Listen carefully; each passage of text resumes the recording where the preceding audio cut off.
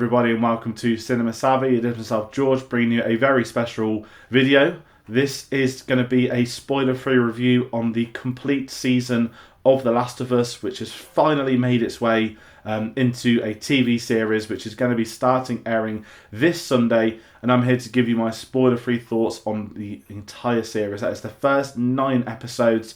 I'm incredibly grateful to have seen those 9 episodes, but I won't be talking about them all individually. I'm going to be talking about them as a collective, my thoughts on the series as a whole. One of the reasons for that is because we're going to have a lot of stuff happening around this series, as you would have seen in the past. We are going to be doing spoiler discussions every single Monday evening, so when an episode has aired, we're going to be going live, talking about what we've seen, what we thought of it, and breaking down all those major moments. So this is more of an overview of the series, and I'm once again going to say how grateful I am for the opportunity to have reviewed it, to have seen it early. It is one of my most anticipated shows ever made, so that was not something I was ever expecting to be covering, if I'm being truthfully honest. And before I get into things, I want to hear from your thoughts, so please do comment your thoughts on The Last of Us. If you've played the game, if you're watching down the line and you've seen the series or you've seen the first few episodes, let us know your thoughts. Have you been looking forward to the adaptation? Did you want to see it as a film? What's your background with it? Let us know, get the conversation going. And if you do like this video, if you like the series, then as I said, please do consider hitting that subscribe button. We have a lot more stuff planned for The Last of Us because it is an absolute pleasure to have this finally making its way for everyone to be able to see. And one of the things we're going to be doing in line with that is also, aside from the spoiler discussions, because I've watched this series as a whole, I very much have spoken in the past, I do prefer seeing things weekly. I could have held off, but this is a show I really wanted to watch, so I watched this thing in one sitting. This was genuinely, I finished it at 4 a.m. I'm recording this on Sunday afternoon. I finished this at 4 a.m. this morning, went to sleep, and in between episodes, I've done a very short 1-minute video, and we're going to upload those in this new YouTube short system, which are going to be going up in tangent with the episode. So if you want my initial thoughts, but episode before episode, do check them out. And as I said, we are going to have our spoiler discussions live every Monday. We've got some great people lined up to join us on there, so please do. But I start getting into this now. My initial thoughts on... I'm going to talk about the game very briefly. I know we've done this a lot if you've seen our preview episode, and of course you'd have said it, but this is my favourite game of all time. This is the game I've owned on PS3, PS4 and PS5. I absolutely love it. I've been attached to it since I first played it. The fact it's coming up to 10 years this June is remarkable, and there's something really fitting about this series coming out in 2023 as well, and potentially based off some news, there's a lot of other Last of Us stuff in the pipeline. Obviously that's with Naughty Dog. I'm not going to delve into game stuff too much, we'll save that for the spoiler discussions, but calling this anticipation was an understatement. And then when the news started trickling in that it was going to be HBO, it was going to be TV rather than film, that's something I completely approve of. That's something I'd much rather had than a film, because I don't think a film could have ever done this justice. And that goes to the whole video game film comparison stuff. And then even when the casting started rolling in, Pedro Pascal, The Mandalorian, Oberyn Martell, one of the most charismatic actors on screen, getting the role of Joel. No one saw it coming. And just my thoughts on that, he's unbelievable in the series. You know, we got to see glimpses of him in the trailers, but only when you're sitting down and seeing him in scenes as a whole, I don't think trailers do it justice to the relationship that he's going to have in this series, to his performance, and the same as with Bella Ramsey as well. Their natural chemistry is one of that absolutely shines as the episodes go by. And if anyone was nervous about the casting, I know that's been such a big talking point heading into the series, do not worry at all. By the time you're watching it, give it a couple of episodes. This is Joel and Ellie. This is the TV version of Joel and Ellie. They have both absolutely nailed it and are both incredible. So I'm just going to get that out there straight away with, do not worry about the casting. Do not worry about this being an unfaithful adaptation. I know the word adaptation, some people expect panel for panel, shot for shot type stuff, which isn't the term, that's not what it's used for, but that can work at times and for certain things. But I'm going to talk about the series as a whole.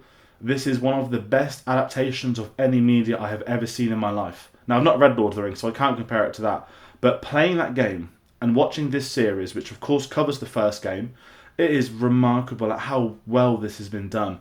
From the open world angles of just these two characters going around these cities post-apocalyptic, it looked incredible. We see the budget, and it's almost flawless in its presentation of how HBO have done this, and so much credit needs to go to the showrunners, Craig Mazin, who of course has done Chernobyl, Neil Druckmann, who of course worked on the game. When this was announced into a series, I hadn't seen Chernobyl. I have seen it now, and I fully recommend anyone that wants to watch this series. If you haven't seen Chernobyl, please watch it between now and then. It's just 5 episodes.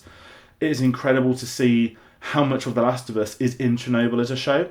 And I think they absolutely got everything right to perfection, kickstarting with the showrunner. How do you bring in someone, from a TV angle that has done a big series, that is going to do something, there's an adaptation? You bring in the original game creator, which is Neil Druckmann, who clearly loves his property. That's just a silly thing to say, but at no point does it ever devalue or deviate away from these big moments. In fact, anything that could be considered a change, and there's one episode which I think a lot of people are going to be talking about, which is one of the most beautiful episodes of TV.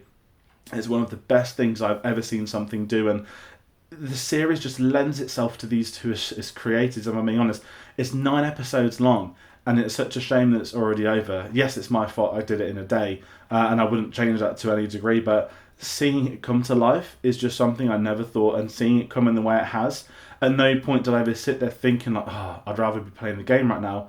I was so fully invested into this series, into the episodes, into the cast, into the designs, the environment, the music, everything. It is just, honestly, as a fan, one of the best things I've ever seen. And I know it's only early January, but I'd be very surprised if there's a series I enjoy that comes out this year more than this, because it is just a phenomenal accomplishment by everybody involved. And kind of in line of that, I've talked about a couple of things as an overview. I want to get into some of the specifics of the music as well. Gustavo Santaolalla, of course, returns. The music is integral to The Last of Us as a game, and I think for a lot of people that was a big returning factor, that the music is what makes this game, and by bringing on the original composer, it helps the series in such a great way that those emotional moments, it feels like it's still The Last of Us. There's nothing that, again, deviates away. It's so well done, and obviously, the theme itself, when you get to see it on Sunday, there is an amazing, as you get with a lot of HBO stuff,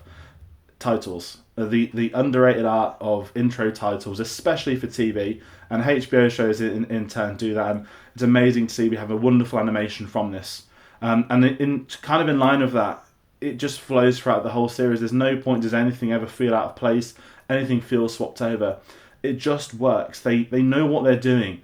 And the final product is genuinely just a joy to hold from that. And going back to, as I mentioned, some of the world, I was genuinely jaw-dropped at some of the imagery seen in this series. Now, we know this is of a very high budget, but you can have very high budget shows that don't look that good, shows that age quite badly. But when you're just seeing these characters just walking around an empty city where the buildings are crumbling, falling apart, the set design is phenomenal in line with the CGI. There's this perfect blend between the two of them that just lends itself to what they're doing. And kind of talking about the review side of things, a couple of the latter episodes are work in progress, so we didn't get to see the fully finished CGI on a lot of things.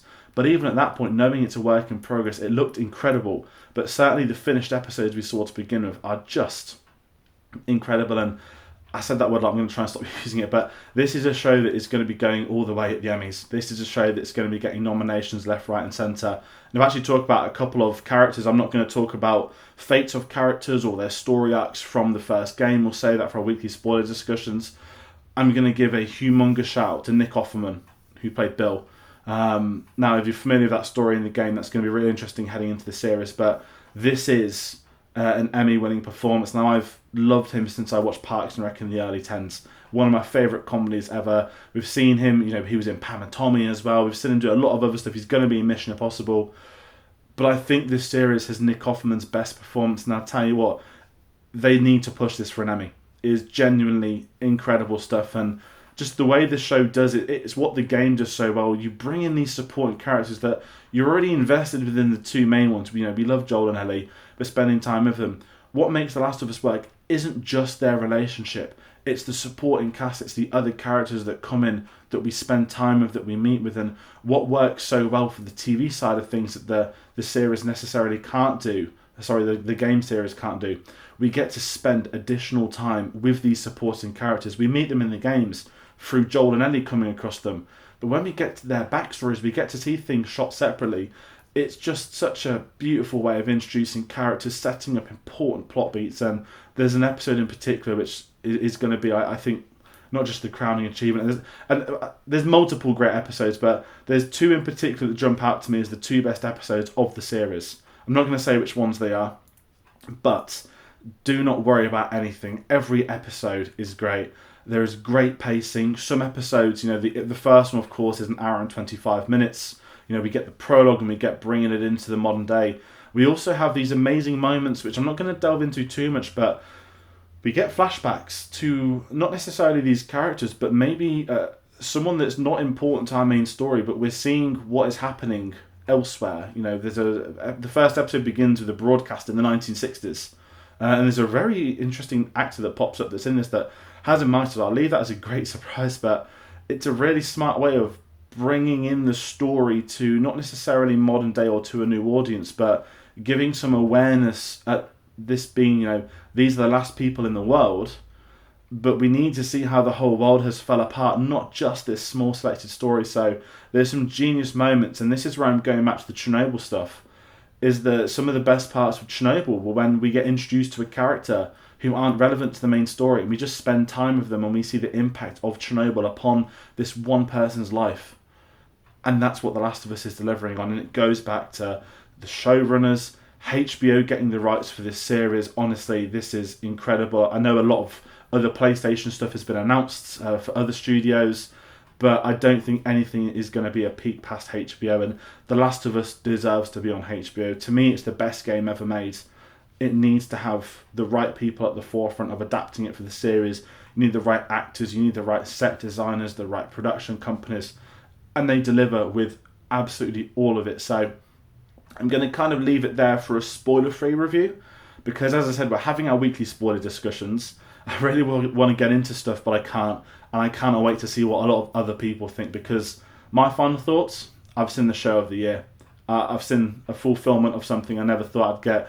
I had high expectations for this, by the way. It wasn't just me hoping it's good. I had extremely high expectations, not just from being a fan of the game, but the creatives involved and the potential of the series.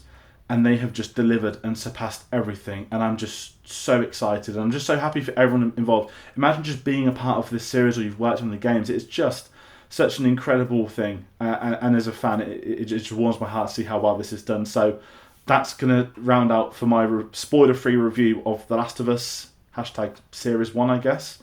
I'm sure they're going to talk about the others. I know there's been some news articles, but just like House of Dragon, don't be surprised if on the day after the first episode airs, they officially announce a second season. The context of that, I don't know. We'll save that for a big discussion later on, but this is going to be my review. So once again, please do comment your thoughts on The Last of Us.